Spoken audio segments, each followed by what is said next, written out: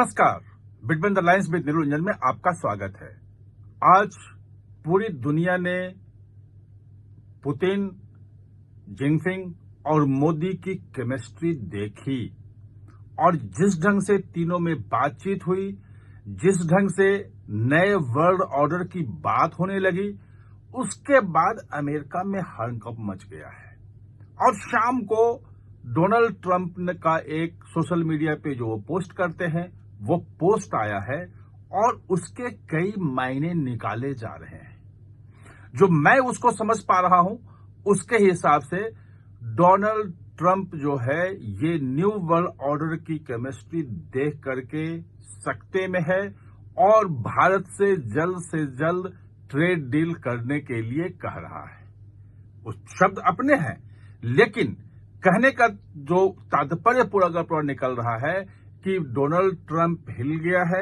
आज जो ट्वीट है, जो सोशल मीडिया पे पोस्ट है, उसमें भारत के खिलाफ जो उल्टी सीधी बातें थी वो कहीं कुछ नहीं है। जो नवारो लगातार बोल रहे थे भारत को जो है कि ये यूक्रेन जो है मोदी का युद्ध है, भारत पूरा वहां से खरीद रहा है, हम उसको वो कर रहे हैं, वो तमाम चीजें कहीं कुछ नहीं थी।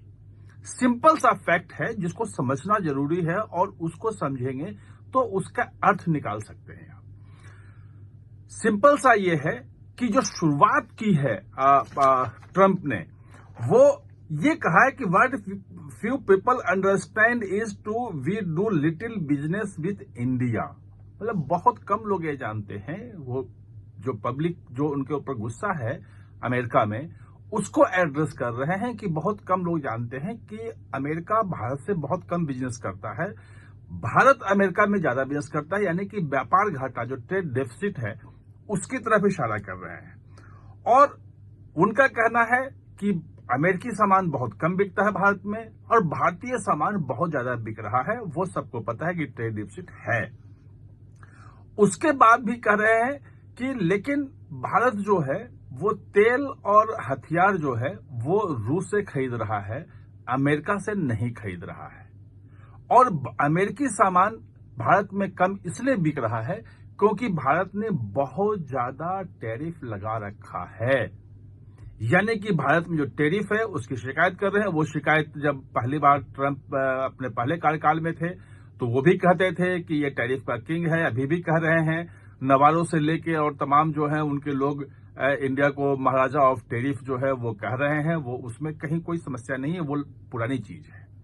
नई बात जो उसमें है, जो समझने लायक है, वो ये है, they have now offered to cut their tariff to nothing. मतलब कि अब भारत जो है अपने टैरिफ को कम करने के लिए रेडी हो गया है। यानी कि भारत के जो समझौते की बात हो रही थी, ट्रेड की जो डीलिंग चल रही थी, काफी करीब पहुंच गए थे जुलाई तक, जब तक वो पूरा का पूरा वो 25% टैरिफ की घोषणा नहीं कर दी थी, बाद में 25% पेनल्टी घोषणा नहीं कर दी, तब तक बातचीत काफी आगे थी। और ये था कि कोई मिनी ट्रेड डील हो जाएगा, जैसे ब्रिटेन के साथ हुआ कि बहुत सारे ब्रिटिश सामान जो है वो भारत में बिना टैरिफ के जीरो टैरिफ पे आएंगे। भारत के जो प्रोडक्ट्स हैं वैसे वहां जाएंगे। कुछ प्रोडक्ट्स हैं जिसपे टैरिफ रहेगा और वो भी रीजनेबल टैरिफ रहेगा।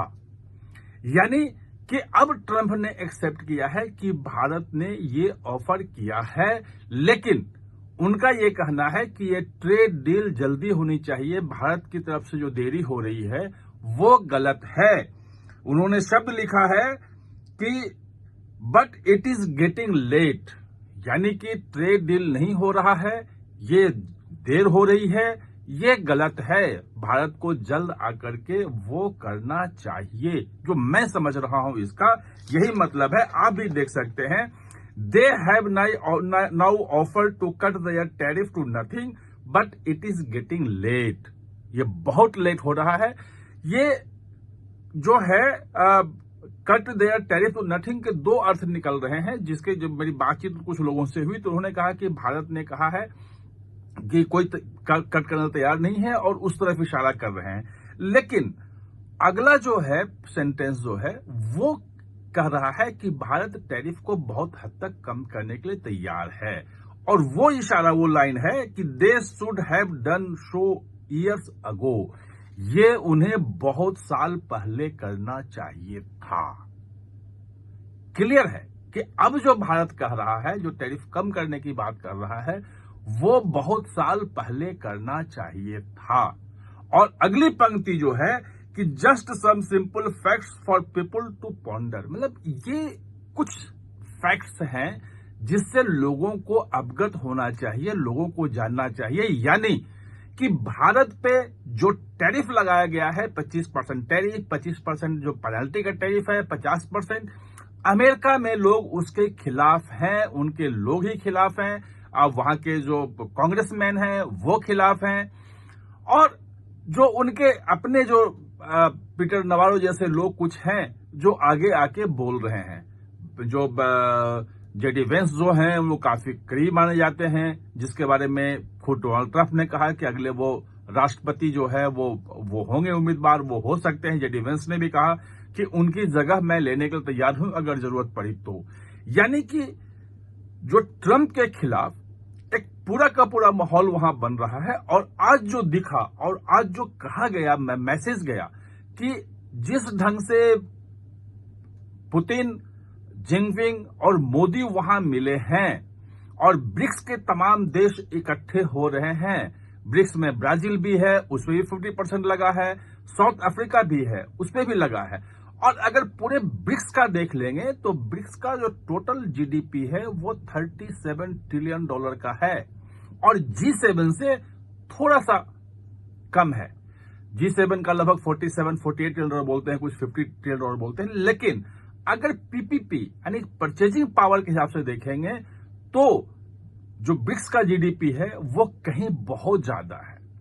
ऐसे में ये जो तीनों की मुलाकात है, अगर ये अपना अलग पूरा का पूरा सिस्टम ले आते हैं, मॉनिटरिंग सिस्टम ले आते हैं, पेमेंट का स्विफ्ट बना लेते हैं, डेवलपमेंट बैंक बन ही रहा है, करेंसी ले आते हैं, तो अमेरिका का साथ देने वाला कोई नहीं है। जो G7 जो कहा जाता है नाटो की, वो बहुत जुड़ा हुआ है, उसमें ब्रिटेन साथ में समझौता कर चुका है, यू से समझौता जो है ट्रेड डील होने वाला है, फ्रांस जो है वो फाइटर जेट का जो है वो इंजन भारत को टेक्नोलॉजी ट्रांसफर करने के लिए तैयार है, भारत में उत्पादन करने तैयार है। ये तमाम चीजें जो हैं वो इस तरफ इशारा कर रही हैं कि पहली बार ट्रंप ने इतने महीनों में झुकने का संकेत दिया है और भारत को यह कहा है कि जो कुछ भी आपका है जल्दी से जल्दी ट्रेड डील कर लो। यानी कि जो ऑफर कर रहे हो उस पर ट्रेड डील जल्दी खत्म होनी चाहिए। और भारत की तरफ से भी लगातार यही था कि हमारी बातचीत अभी भी जारी है, हमने वो चीजें छोड़ी नहीं है। यानी कि जो चीन से मैसेज गया है वो ट्रंप ने उसको समझ लिया है, अमेरिका ने समझ लिया है, अब वो डील की बात और समझौते की बात करने लगे हैं। आप हमारे साथ जुड़े इसके लिए बहुत बहुत धन्यवाद।